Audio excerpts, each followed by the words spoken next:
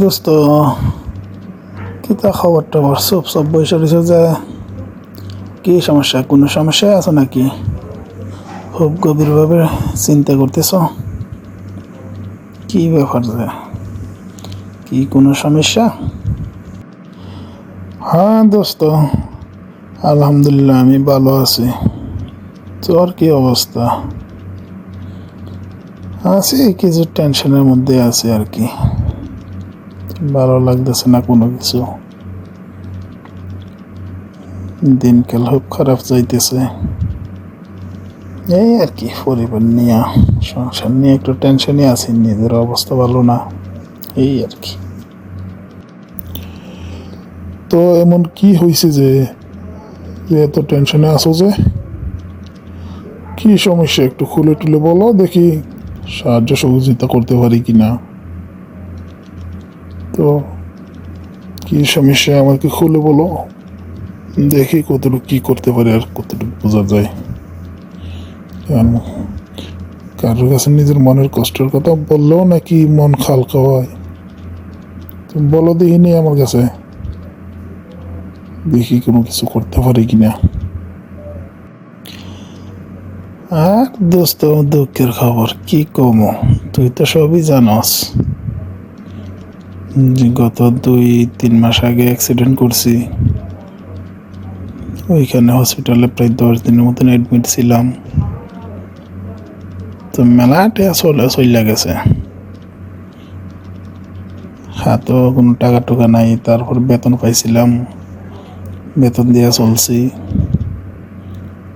তারপর ইদানিং গাড়িটাও বিক্রি করে দিলাম, টাকা নাই হাতে। এই জন্যই আর ভাল লাগতেছে না কোনো কিছু। অনেক গাড়ি বিক্রির টাকাও প্রায় শেষের পথে। মোটর সাইকেলটা বিক্রি করে দিয়ে সেটা তেমন বেশি ভালো লাগতেছে না। কি যে করি, কি কই, কারে কি বলি, বুঝতেছি না কোনো কিছু। কি বলতেছো? তোমার এত শখের মোটরসাইকেল বিক্রি করে দিছো? এটা কখন করলা? আমার তো কোনো কিছু বলো নাই। তো গাড়ি বিক্রি করছো কত? কি আসো বিশু, কার কাছে বিক্রি করছো? আর এত অভাবে পড়ে গেছো, গাড়ি বিক্রি করে দিতে হয়েছে? কই, আমাকে তো কোনো কিছু বলো নাই। তার জন্য আর সময়ও পাই নাই, ভাবতেও পারি নাই, টেনশনে মাথাও কাজ করে নাই। তাই হুটহাট করে কাকে ধরবো, কাকে বলবো। তো হাতের কাছে গাড়িটার কথা, কাস্টমার পাইলাম, বিক্রি করে দিলাম। তো ওই টাকা দিয়ে আমরা টুকটাক চলতেছি আর কি। তো এত সমস্যার মধ্যে আসু, একটাবার ফোন করতে পারলো না? ফোন করে দেখতা যে কতটুকু কি করতে পারি না পারি, একটাবার তো শোনাইলেও পারতে। আর যাক, যাই হোক। তো বর্তমানে আর কোনো সমস্যা আসেনি না? তাই বলো। আর গাড়ি কত বিক্রি করলা, কি খবর টবর? হ্যাঁ দোস্ত, বর্তমানে তো কোনো সমস্যা নাই, কিন্তু যা ছিল তো সব গাড়ি গুড়ি বিক্রি করে দিয়া সমান সমান হয়ে গেছে। আর দ্বিতীয়ত গাড়িটা বিক্রি করছে আমাদের এক বাঙালির কাছেই, বাংলাদেশে। তো 600 দিনের বিক্রি করছি, 610-15 দিনের। তো ওই টাকা দিয়ে আসলে যার কাছ থেকে হাওলাত করছিলাম তারই দিয়ে দিছি, নিজে চলছি। 1 মাস হয়ে গেছে, চলতেছে। আর বাকি কিছু টাকা আছে, মাস খানেক চলতে পারবো আর কি, মাস 1 মাস, এই আর কি।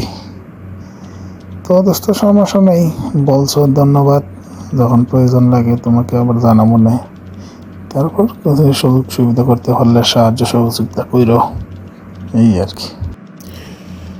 আচ্ছা দোস্ত, সমস্যা নাই। তো তোমার আব্বা আম্মা তো তোমার সাথে, তো ওনাদের 8 বাজারের টাকা, বউ বাচ্চার খরচের পাতির টাকা, খরচের টাকা কে দেয়? তুমি তো অনেক কাম করবার পারো না, তো এরা 8 বাজারে খাবার খাদ্যর টাকা কে দিতেছে? ওইটা কিভাবে চলতেছো তুমি? দোস্ত, আমি তো কাজ করতে পারি না, গাড়ি বিক্রির টাকা দিয়ে এমনি এমনি টেনে টেনে টুনে চলতেছি। আর আমার আর 2 ভাই আছে না, মাইজুম মিয়া, ছোটু মিয়া, এরা তো 2জন আছে। ওদেরকে তো আমি অতদিন বলি নাই, এখন বলছি যে আমার যেহেতু অবস্থা ভালো না, তো ওদের খরচপাতির টাকা টুকা দিয়ে আমাকে চালায়ও। কারণ আমি তো আর কাজে যাইতে পারি না, খরচের টাকা আনতে পারবো না, তো দেওয়া সম্ভব না। তো ওরাই বর্তমানে 2জনে মিলে চালাইতেছে আর কি। আচ্ছা যাক দোস্ত, শুনে ভালো লাগলো। তোমারও 2 ভাই টাকা দিচ্ছে কেন? যাক ভালো। আচ্ছা দোস্ত, তো ঠিক আছে, আমি আর চলি তাহলে, পরে আবার কোনোদিন আসমনে দেখা করবো না। ওকে, তো ভালো থেকো। আসসালামু আলাইকুম। ওকে দোস্ত, ঠিক আছে, তো যাও, আইসো আবার একদিন। তো ভালো থেকো না। ওয়ালাইকুম আসসালাম রহমতুল্লাহ।